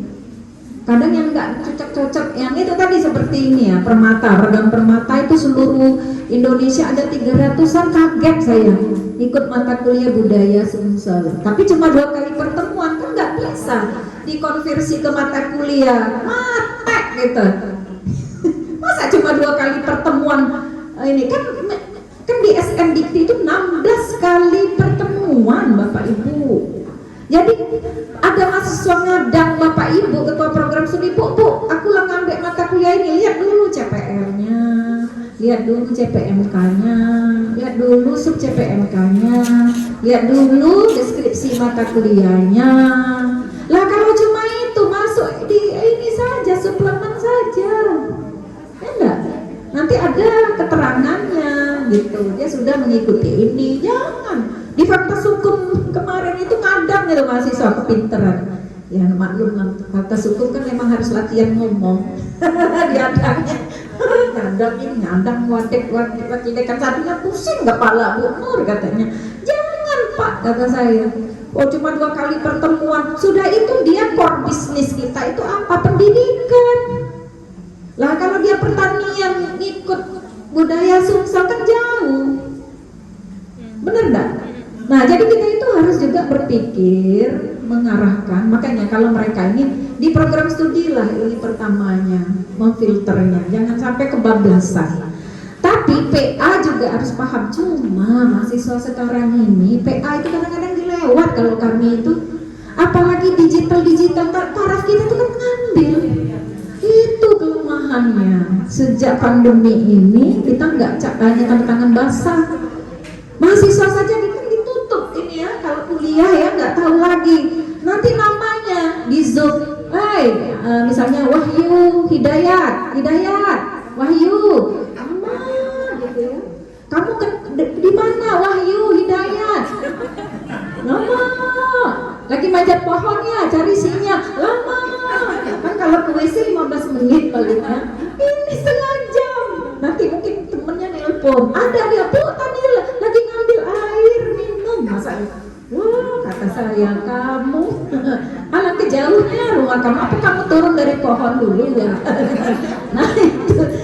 Nah, jadi itu ya. Jadi kita tuh nggak tahu mereka tuh ngambil apa gitu ya. Tiba-tiba ngelapor. Jadi koordinator prodi kita Bu Ernalida itu suka mengeluh ke saya, aduh nih Bu Nur, aduh gimana nih mahasiswa. Nah itulah mahasiswa sekarang, saking merdekanya. Jadi merdeka betul. Ini program merdeka, memerdekakan mahasiswa, kitanya yang kelingan. Nah, karena mereka minta konversi ke mata kuliah yang nggak nyambung sama sekali. Ingat, profil lulusan kita itu tetap dijaga. Makanya kata saya itu termasuk wirausahawan, entrepreneurship. Kan cuma 2 SKS, gimana bisa nyambung? Tapi kalau dia nanti ada magang di perusahaan tertentu yang khusus di bidang pemasaran, promosinya sampai ininya ya, tahu dari A sampai Z-nya. Nah oke lah, kita konversi ke mata kuliah lain, tapi tetap ya masuk, CPL-nya masuk. Ini kan aneh, kita diminta ini tapi CPL-nya tidak nyambung. Nah Ibu ini Jenny nanya kemarin yang mahasiswa magang di sekolah, Ada yang CPMK-nya itu kan lihat nggak nyambung kan bahasa Inggris. Kan paling tidak kita itu kan ke pendidikan SMP ya, SMP SMA. Ini SD. Cuma ngajar bahasa Inggris nggak dia? Enggak. Tapi kalau dikonversi ke mata kuliah, kami punya mata kuliah pengenalan lapangan persekolahan PLP. Dulu ya micro teaching tapi 4 kredit. Nah dimasukkan ke situ Bu Ernalida. Saya tanya Bu Erna, jadi mahasiswa kita yang kemarin 3 bulan di magang di sekolah itu dimasukkan ke mata kuliah mana? Ya mengajar lah ya, mata kuliah PLP. Cuma itu saja. Iya betul, bagus. Karena dia diskusi terus ke saya, jangan Bu Erna, mati kita. Nanti kita terasa sadinya kebablasan ini. Karena kita harus memikirkan outcome, jangka panjangnya tetap di ini. Jadi masyarakat itu ini nanti gado-gado ini. Nah, jadi jangan sangat merdeka ya. Merdeka boleh tapi tidak terlalu sangat merdeka sehingga tidak bisa ditolerir lagi profit lulusan kita CPMK, CPMA. Dan core bisnis kita tetap ke pendidikan. Makanya segala sesuatu penelitian, kegiatan-kegiatan kita harus berkaitan dengan pendidikan. Benar nggak? Nah, penelitian juga kan penelitian yang murni itu kaitkan dengan pendidikan. Karena core bisnis kita tetap pendidikan. Makanya saya setuju ini. Kita itu mencetak pendidik. Selesai. Benar nggak? Macam-macam. Tapi tidak apa-apa ya, kita hanya diskusi, nanti kita ini ya. Ini kan kita di sini ya.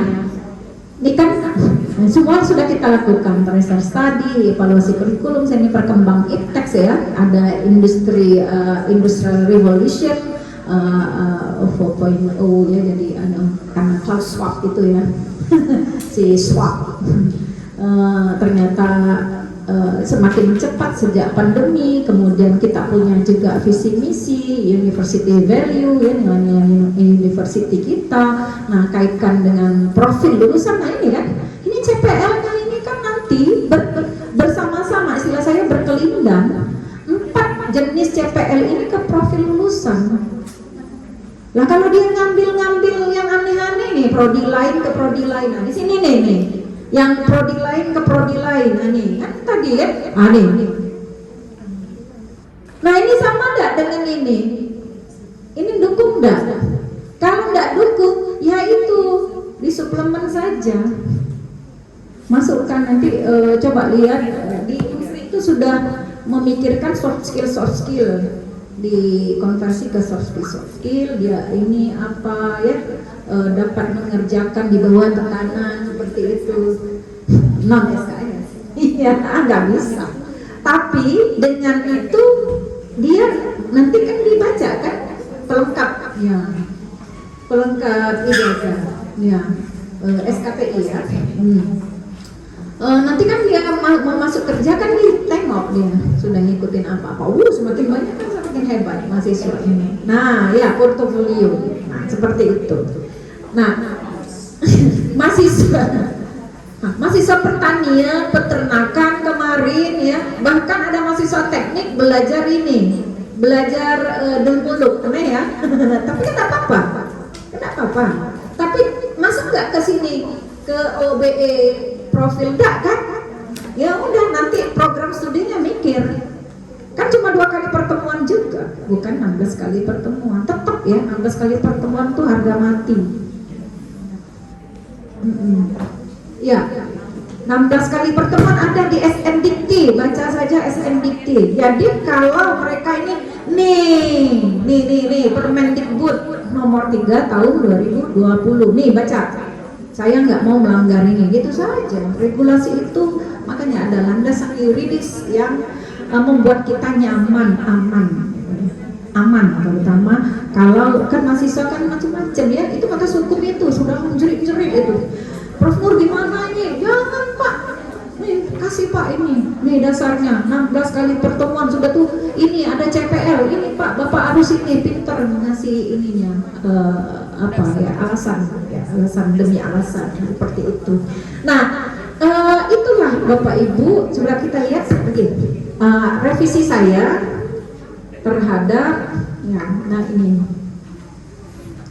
8 ini sudah tahu ya pasti ya, ke bawah itu ya. Enggak, ini saya ngambil saja ya, mau cepat ya. 8 itu termasuk asistensi mengajar, magang ya, dan sebanyak pertukaran pelajar mahasiswa. Ke bawah lagi Bu, ya peran ini saya adopsi dari peraturan MBKM di Unsri.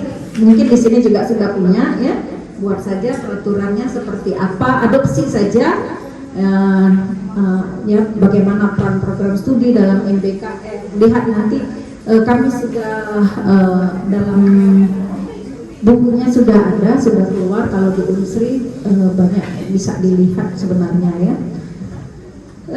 Ke bawah Bu, nah ini catatan saya. Ke bawah sudah ya, oh ya, berapa bahan evaluasi ya. Mata kuliah wajib itu mandatori. Masukkan. Kalau enggak nanti dianggap apa ya? Lewat lagi, karena feeder dikti kan kita kan tracer, mereka kan melihatnya di feeder dikti. Nanti ketahuan nanti di feeder dikti bahaya. Penamaan mata kuliah, misalnya menulis lanjut menjadi menulis akademik. Nah, ini menulis atau penulisan. Nah, penulisan ini hasil menulis ya, hasil dari proses menulis. Mungkin kita lebih ke verbanya, ke kegiatannya, menulis akademik, itu kan penulisan academic writing, menulis ya.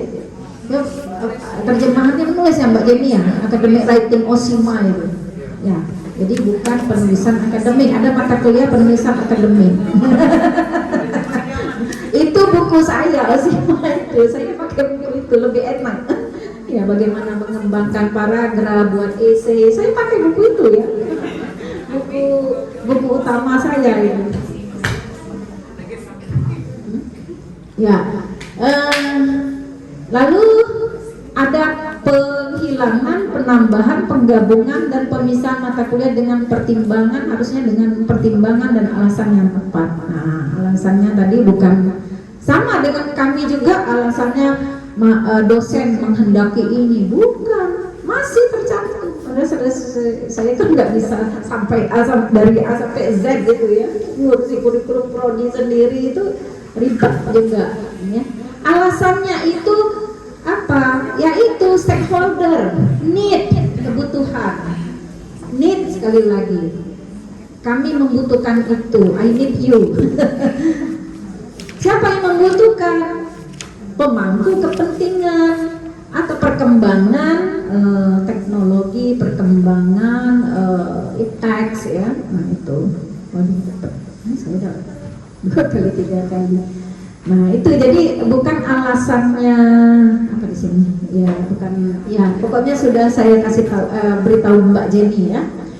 Nah jadi alasannya itu alasan yang elegan, yang memang berkesesuaian, bukan karena kita yang menghendakinya, tetapi seluruh pemangku kepentingan baik internal maupun eksternal, boleh dari tracer study, kebutuhan pengguna, ya, perkembangan ilmu pengetahuan dan teknologi seperti itu, dan informasi, ya. Lalu struktur mata kuliah disusun dalam bagan GAN, ya, GAN-CAT tadi ya. Nah, CPL sebaiknya dipilih yang sesuai dengan mata kuliah. Tidak semua dari SM Dikti harus dimasukkan ke kurikulum. Nah, itu yang tadi saya ya, ini catatan dari saya. Untuk evaluasi seandainya ini mau direvisi, mau diredesain lagi. Tapi memang ada 2, cuma rasional kita ini semua diukur. Apakah semuanya terserap di seluruh mata kuliah? Coba lihat, misalnya dari aspek sikap saja itu dia saling ini nabrak. Jadi ada pernyataan sikap nomor 1 bisa jadi sudah mewadahi nomor 2, nomor 3. Coba makanya dipikir-pikir, dikaji ulang begitu ya. Berdiskusi sesama kolega seperti apa ini. Dan kita berhak. Nah, itulah hebatnya perguruan tinggi. Kalau sekolah diberi KTSP, KT siapa? Kurikulum tingkat satuan pendidikan itu kan menyusun kurikulum sendiri, nggak sanggup kan guru-guru? Nah, lepas tangan dah. Kalau kita ambil, ayo sini, gitu kan? Nah, itu kalau tingkat pendidikan yang di bawah pendidikan tinggi ini memang agak ya, manja. Padahal ya itu tadi kita tridharma ya, dia satu dharma gitu kan. Nah, lebih jadi guru, lebih nyaman jadi guru sebenarnya daripada dosen, karena kita harus ada 2 dharma lagi. Kalau nggak dapat. Mulai ini sister kan online Bu ya, sistem by system Bu. Ya dari kemarin kita, ya betul. Nggak dapat Bu, Serdos. Nah, itu CPL ya tadi ya, sebaiknya ada matrik CPL dan mata kuliah selain bahan kajian. Jadi matrik jadi mata kuliahnya ke bawah, nanti CPL yang berkaitan dengan sikap, keterampilan umum, pengetahuan, ya, penguasaan pengetahuan sebenarnya ya, dan keterampilan khusus itu ini. Jadi ke bawahnya mata kuliah, susun mata kuliah, tapi buat lagi bukannya seperti gancet, tapi mata kuliahnya nanti kita tinggal nyonteng ya, nyonteng. Tapi kita tentukan CPL-nya dulu, berdiskusi CPL mana yang paling ini. Nah, menentukan CPL kemarin pengalaman kami 2 hari, nggak bisa 1 orang, nggak bisa jangan 1 orang. Jadi seluruh dosen pengampu mata kuliah harus dilibatkan. Mata kuliah ibu ini, nah apa? Aspek penguasaan pengetahuannya, kemudian keterampilan khusus kan, nah itu coba ini. Kalau keterampilan umum kan dipilih-pilih lagi yang berkesesuaian ya, sama dengan aspek sikap tadi. Nah jadi bersama-sama bisa 2 hari. Nah kalau luring nih loka ada wadek 2 enggak? Ya ada air manis gitu ya, air pahit nggak ada ya. Ada apa dia ya begitulah, karena bagusnya memang luring. Kami dulu di tengah-tengah pandemi loh luring, itu berani-beraninya kami. Ada yang berguguran ada, tapi Pak Dekan termasuk, tapi alhamdulillah sembuh. Bu Ernalida juga kena ya, karena kita memang ini ya itu hendaknya ada bagan nama mata kuliah dan kegiatan Merdeka Belajar, dicontreng saja seperti ini Mbak, ini Mbak, coba nah yang ini yang di bawah gancak nah itu nanti ada keterangannya. Ini pertukaran pelajar. Nah ini mata kuliah fakultas. Perkembangan peserta didik ini dengan pertukaran pelajar boleh, berarti masuk. Yang penting kan ada kerjasama. Gak tahu nanti dengan Unsri sudah bisa ini, bisa kan? Tapi Unsri nggak bisa kesini karena akreditasi. Melampaui, tidak boleh di bawah tapi boleh melampaui. Nah silakan, cup orang 10 gitu ya. Tapi ada mata kuliah yang membuka, tapi kita kemarin sepakat 10 maksimal. Nah, seluruh Indonesia kan berebut, tapi dia melihat siapa pengampu mata kuliah, CPL, CPMK, deskripsi mata kuliah, kurikulumnya kan dicek, kan program studi. Begitu juga Ibu sebagai koordinator program studi atau ketua program studi ngecek, misalnya dan PA, pembimbing ini ya, pembimbing akademik ngecek kalau mahasiswa mau ngambil. Kan harus nyantel di feeder dikti juga kan laporan. Nah kalau misalnya CPL-nya tidak berkesesuaian dengan kita, kan nanti dulu gitu kan, nanti dulu. Kalau enggak dia masuk nanti ke suplemen lagi gitu loh. Karena kita harus lihat ini CPL yang ada dan kemudian CPMK deskripsi mata kuliah ya. Nah ini Ibu buat contreng seperti ini. 7 ini apanya? Studi proyek independen. Nah kemudian 8 membangun KKN ya. Nah ini masuk ini. Nah disinilah yang mata kuliah pengenalan lapangan persekolahan inilah yang kemarin itu Bu, asistensi mengajar yang 3 bulan itu, dan mereka dibayar berapa ratus ribu gitu ya, dibantu mata kuliah dan uang SPP dan ini per bulan berapa ya, 300.000 udah salah sebulan. Kok kurang-kurang bener ya ngasih ya. Mahasiswa tapi seneng juga mahasiswa ya. Ya itu dikonversi ke PLP ini 4 kredit ya, yang kemarin Ibu nanya ya. Nah ini ya kalau di ini kita ini contoh saja ya, contoh saja buat seperti itu.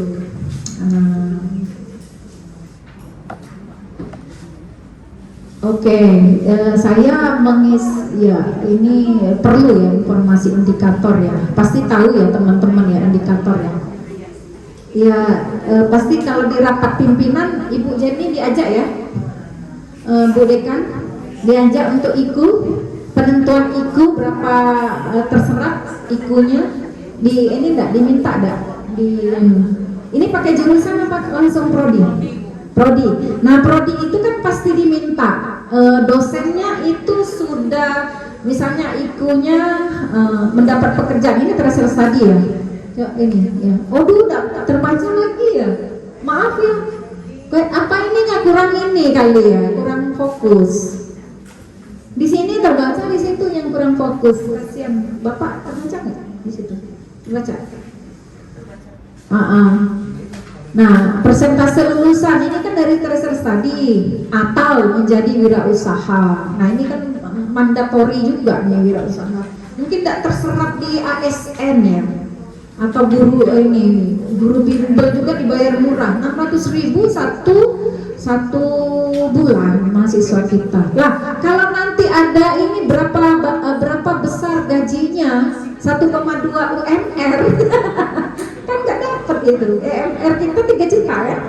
UMR Palembang 3 juta, mahasiswa digaji cuma 600.000. Beli bensin aja nggak cukup. Nah itu kasihan ya. Ya itu nggak match itu yang dari segi tapi kalau cepat mendapatkan ini ya, berhasil mendapat pekerjaan, mungkin rata-rata calon ya guru alumni kita itu cepat ya. Tapi terserapnya ya tadi di bimbel apa gitu ya. Nah, itulah gajinya yang nggak match ya dengan tracer study dari dikti ya, dari untuk agregasi BPT ya. Nah nanti menghabiskan di luar kampus. Nah ini kan menghabiskan sedikit 20 SKS di luar kampus atau meraih prestasi paling ini tapi rendah tingkat nasional. Ya sudah ibu yang ini ya, nanti ini mungkin yang paling sedikit 20 SKS ini. Tapi jangan sampai asistensi mengajar dijadikan konversi 20 SKS, jangan. Masuk ke mana? Enggak. 4 SKS. 16-nya ya cari saja nanti mereka kemana yang lain ya di luar kampus. Tapi ini ya boleh atau meraih prestasi paling rendah tingkat nasional ya mahasiswa ya. Dosen di luar kampus, ini kita biasa ya dosennya. Kemudian, ini yang kata ibu yang metode yang studi kasus dengan project ya biasa kan kita kan tinggal menyatakan saja. Sebenarnya kita sudah melakukan ini ya. Nggak ada kan dosen yang ini tutorial semua ngajar begitu saja, nggak ada kan? Minimal kan diskusi kelompok menyelesaikan project, benar nggak? Nah klaim itu, tapi harus ada bukti ya. Kemudian 50%, ini kan 50% bobot nilai akhir harus berdasarkan kualitas partisipasi diskusi kelas. Jadi ubah, kalau di Unsri juga belum kok memadahin ini. Kan di Unsri itu masih persentase kehadiran, partisipasi, kemudian UTS dengan UAS, disimaknya online itu tidak bisa lagi, harusnya dia ini jadi partisipasi diskusi kelas 50% itu UTS-nya itu 35%, ininya 45%, jadi itu saja 35%, 20% cuma ini. Nah harus ubah, jadi diubah saja, kan bisa saja itu diubah, kan aplikasikan kita yang memprogramnya. Nah Unsri saja masih ini, makanya kita masih juga mencari-cari bentuknya. Kalau bisa mengatakan Unsri juga punya kelemahan ya ada pasti ya. Apalagi penentuan remunerasi ditentukan oleh berapa banyak mahasiswa mendapat nilai A, itu menyakitkan dan mencederai rasa keadilan ya, mencederai juga prinsip-prinsip evaluasi yang betul-betul itu transparan dan akuntabel, dapat dipertanggungjawabkan. Karena tidak semua mahasiswa itu kita pacu-pacu juga akan mendapat A, benar enggak? Ini hati-hati. Jadi terus kita berdiskusi dengan Pak Rektor, dan Pak Rektor punya pemahaman sendiri. Nah ini agak sulit juga ya. Harusnya yang jadi rektor ini orang pendidikan ya. Orang teknik itu ya buat jalan lah, teknik sipil buat jalan, baru ngopo bagus yang indah gitu ya. Iya, harus pendidikan. Aduh, Pak Jenny ayo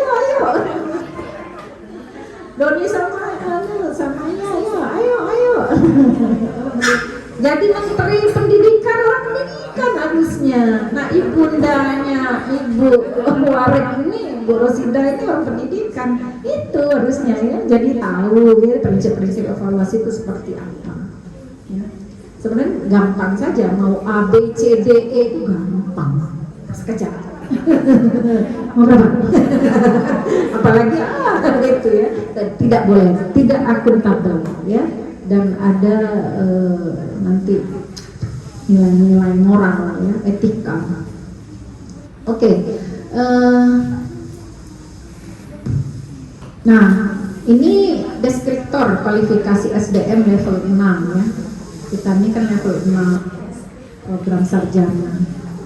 Mampu memanfaatkan teks dalam bidang keahlian, beradaptasi dengan situasi yang dihadapi dalam penyelesaian masalah.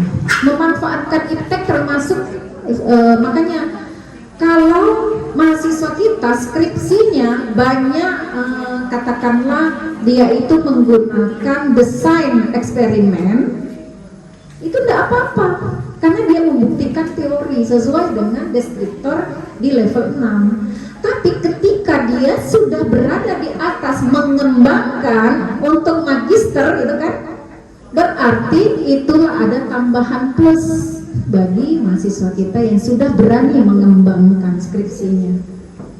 Cuma level 6 itu dasar basisnya memanfaatkan iptek, termasuk membuktikan teori-teori melalui berbagai eksperimen.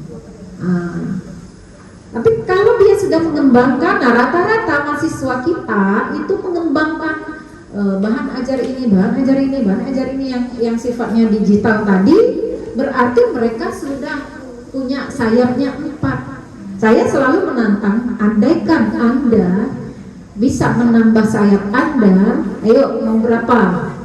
Sayap Anda sekarang 2 misalnya. Sekarang Anda mau ya, tapi harus benar. Mau 8, bingung, belum ngerti itu, belum ngerti. Kata saya begini-begini, oh mau bu, semua rata-rata pengembangan, bahagianya saya. Minimal mereka sudah punya pengalaman yang di atas level 6. Berarti kita sudah menuju ke level 8. Loncat, boleh nggak? Boleh, harapan tinggi kan? Nah, anak-anak muda itu kan lebih ini dari kita ya, untuk lebih smart di bidang itu. Nah, deskripsi spesifiknya mampu mendeskripsikan, menganalisis masalah, mampu merancang. Nah, merancang ini kan mampu merancang, mewujudkan rancangan, mengendalikan suatu sistem rekayasa. Ini kan antara yang deskripsi makro dengan deskripsi spesifiknya ini. Deskripsi spesifik ini sudah mulai mengembangkan dan mewujudkan rancangan. Apalagi, tapi memang kata mengembangkannya belum, baru prototipe berarti ya. Tapi kalau sudah mewujudkan berarti sudah ya paling tidak uji coba. Nah ini ya. Oke, kemudian kita deskripsi yang selanjutnya menguasai konsep teoritis. Nah ini ya. Tapi mampu memformulasikan penyelesaian masalah secara prosedural. Ya. Nah ini melalui mata kuliah yang saling kata saya bersinergi. Nanti tidak bisa ditetak satu-satu ini dapat di mana deskriptornya, tapi keseluruhannya. Itulah keluasan dan kedalaman mata kuliah dilihat dari keseluruhan mata kuliah. Nah Mbak lagi yang paragraf kedua ini, mampu mengambil keputusan strategis berdasarkan analisis informasi dan data dan memberikan petunjuk dalam memilih berbagai alternatif solusi. Nah ini lewat mata kuliah yang kita ini ada CPMK tertentu, saya yakin jika itu memang dilakukan dengan proses yang benar ini sampai ke titik deskriptor di KKNI level 6 ya. Jangan khawatir, kita sudah melakukan hal yang benar ya. Ketika prosesnya benar-benar. Nah, ini prinsip-prinsip penilaian. Ya. Nah, ini yang sekarang diunsuri lagi ini juga ya, heboh. Maksud saya akuntabel ini, objektif dan akuntabel, otentik dan harus bersifat edukatif. Kita percaya dengan mastery learning. belajar tuntas. Tapi kan tuntas itu nggak tinggi-tinggi amat, 85% kan Bu. Kalau kita belajar tuntas itu mastery learning itu 85% ketuntasan kelas. Nah, di Unsri excellent itu 95% A, 5% tidak boleh C, harus B. Nah, itu. Jadi pertimbangan di sini ya, cukup di sini saja tapi ya. Jangan melebar. Itulah nanti tunggu saja kehancurannya. Ya. Karena tidak ada lagi. Ya, jadi kan ada buku The Days of Expertise, matinya kepakaran. Kalau Anda A, harusnya Anda pakar kan? Gitu kan? Tapi kalau ditanya ini nggak bisa, itu nggak bisa, nanti saya akan mengatakan, lalu A Anda ini A dari mana? Nanti ketika user menggunakan alumni-alumni ini, hati-hati. Jadi betul-betul saya mengapa di sini saya mencantumkan prinsip-prinsip penilaian?